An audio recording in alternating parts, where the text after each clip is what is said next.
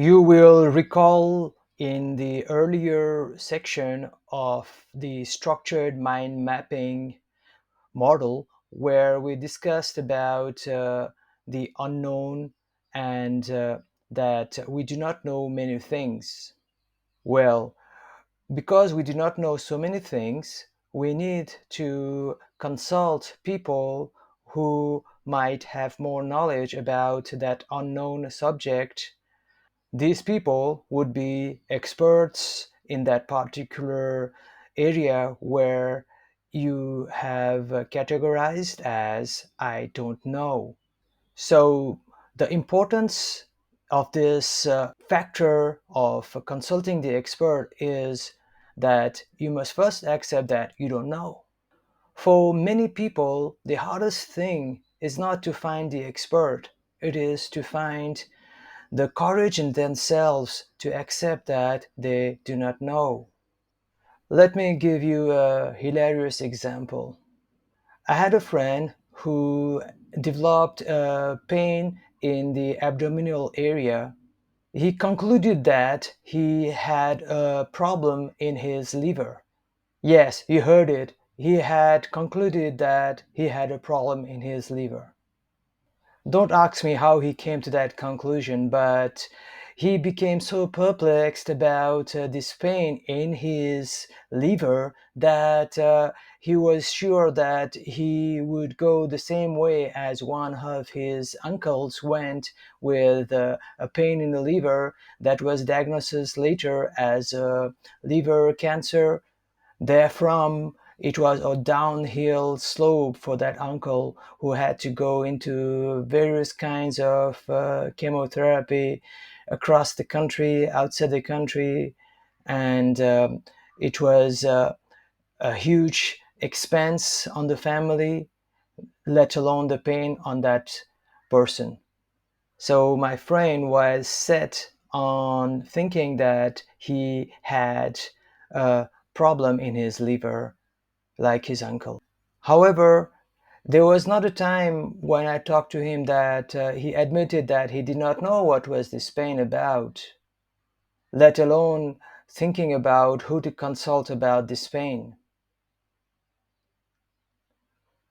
Basically, he was certain that the pain was from his liver and it was going to go downhill from here like it did for his uncle. After much coaxing from his relatives, he was taken to the doctor, and there also he reiterated his own diagnosis about the pain related to the liver, which he was sure about. The doctor, being the expert in the gastro area, laughed it away and said that it was nothing more than intestinal infection and it will heal within 10 days if he took some antibiotics. At this point, my friend had no other option than to accept the new conclusion or diagnosis of the good doctor.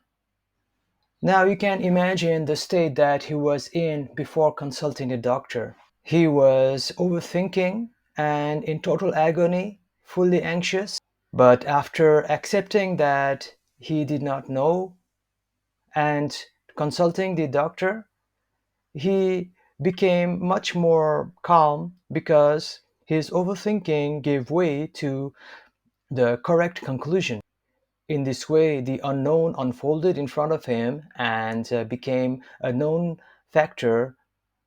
That is why it is so important to consult experts in the area where you are not able to stop your overthinking, because most likely you are not informed or educated enough to make any judgment on that particular subject. However, mind you, our pride will not leave us in peace and it will keep telling us that we know and there is nothing to consult with any expert because there can't be any expert on the subject that is perplexing us. This is an arrogance so typical of mostly younger people. Of course, young or old, everybody is arrogant. Then it takes slash from the events in life that makes us realize that our pride over our presumed knowledge of various subjects which we in fact are totally unknown of was just an illusion. So the bottom line in this particular section I want to tell you is, do not be afraid to accept that you do not know. Thereafter, find somebody who knows something about the topic that is tormenting you in your mind. Then consult that person. Sometimes that person might be a professional requiring to be paid fees, and other times it might be a good human being to whom you're just asking a question is enough a reward for that person to give you the answers. But most of the time, experts related to your area of overthinking are normal people who will be very appreciative if you approach them with a smile and some good words. So do not be afraid to approach so-called experts. Again, you might not be satisfied with a single opinion and you might require a second opinion, a third opinion, a fourth opinion. Go ahead. That said, I do not suggest you to continuously go shopping for experts, because at one point you will be overloaded with information which tend to be contradictory to one another. You'll then ask on which expert should you believe if they are contradicting one and another. At the point of overthinking, any expert who is able to calm your mind by his words is the person you should believe in. The experts whose ideas are not compatible to yours will tend to not decrease your level of overthinking and instead increase it. There is some kind of closure that happens when you meet the right expert. At the conscious level, you might not be aware, but at the unconscious level, the body will adjust its vibrations to let you know that this is the one. Again, you might ask, how would you sense that vibration? Well, your overthinking will just stop right here and there. Let me just educate you on the type of expertise you will require to handle your overthinking. There are common topics which many people overthink about and for which the experts are available professionally in the market. This category could be named experts of common overthinking. And then there are some problems and issues that we overthink about for which there is no professional expert available. Why is that so, you will ask? Well, it is because those topics are not painful enough or obvious enough for people to go and look for an expert and pay that person. As a result, those areas of pain and overthinking have not been able to grow into a profession. So, the areas of expertise where professional help is available could be as follows: medical doctors, lawyers, teachers. These people are able to help you in 50% of the problems that we face in our minds. Because it's an established profession, they will usually take a fee to quench your thirst for information and cool down your overthinking. Then the area of expertise where professional help is not available would be as follows: relationship problems, career related problems, money matters, emotional traumas, learning problems, lack of inner peace, need for enlightenment and liberation, strange occurrence in the spiritual body, paranormal experiences, sleeplessness, weight management, stress, anger, grief,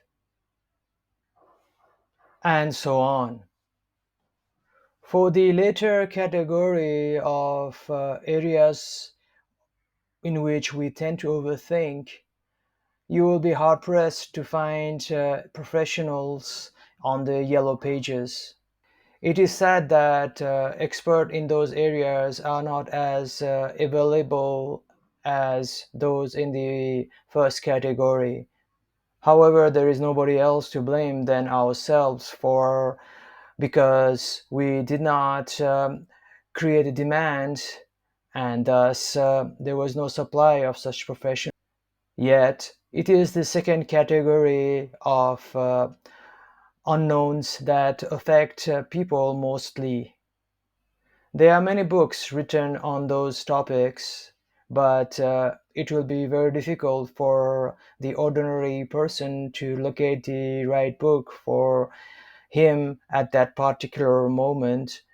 So, finding a book and getting the information from there would be quite difficult. Still more difficult is to find a person who truly knows something about that particular area of overthinking which you are suffering, for which there is no easily available professional help. That said, most of the problems that I mentioned earlier are nowadays solved or educated by medical doctors. However, it's a very high claim that they are making. The problems in the second category are not as simple as the medical professionals would like to explain. That said, it's better than nothing. So the challenge is really to locate somebody who can help you. Finally, I wish that you will accept that there are so many things that you do not know. Do not overthink about those things. If you can, write it down. First, do a Google search. Most likely, the information will be overwhelming and will not be exactly suitable for you, but at least you're going somewhere. Then accept that there is an unknown variable in your thinking and that you need to find an expert.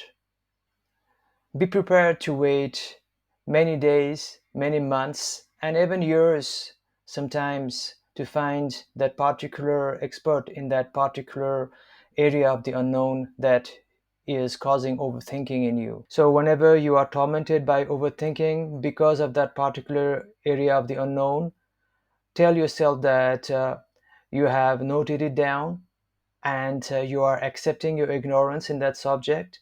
In this way, do not allow yourself to be overexcited and worried. Through this section, I hope that you will be able to solve a big pain that your overthinking is causing. I have found from my various counseling session and consulting sessions that the biggest problem that people are facing in terms of overthinking is they do not know so many things, and they do not accept that they do not know, and they presume that they know, and as a result they are basing their further thinking on false assumptions, which results to wrong predictions and explanation of facts. This discrepancy in the thinking and the reality further causes more overthinking and thus more pain, leading to further confusion. The best solution is just to stop at I don't know. Then look for an expert. As they say, when the student is ready, the master will come.